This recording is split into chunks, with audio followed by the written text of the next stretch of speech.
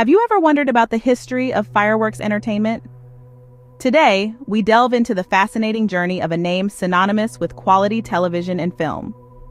Fireworks entertainment first came to life in 1996, the brainchild of the visionary Jay Firestone. Its early years were marked by a significant acquisition in May 1998 by CanWest Global, a move that firmly established fireworks on the entertainment map. With the backing of CanWest, fireworks entertainment was poised for an exciting future. As we move into the new millennium, fireworks entertainment underwent substantial growth. CanWest Global, in a strategic move in 2000, acquired Endemol Entertainment's international distribution arm, along with its comprehensive film library.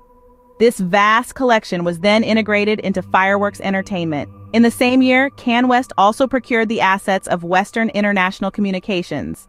Its WIC entertainment unit, including an impressive library, was subsequently folded into Fireworks.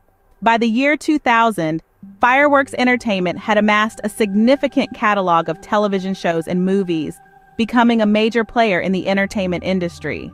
Despite its success, the mid-2000s brought about change and uncertainty for Fireworks Entertainment. In April 2005, the company found itself on a new course as they sold to Content Film, a British production company.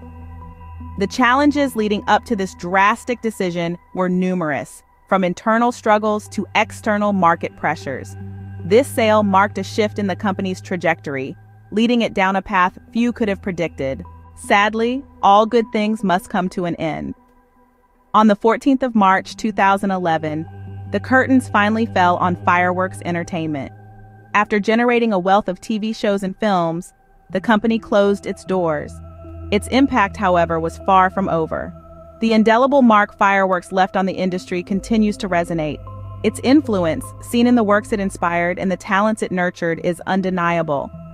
Though Fireworks Entertainment may no longer exist, its legacy in the world of film and television endures.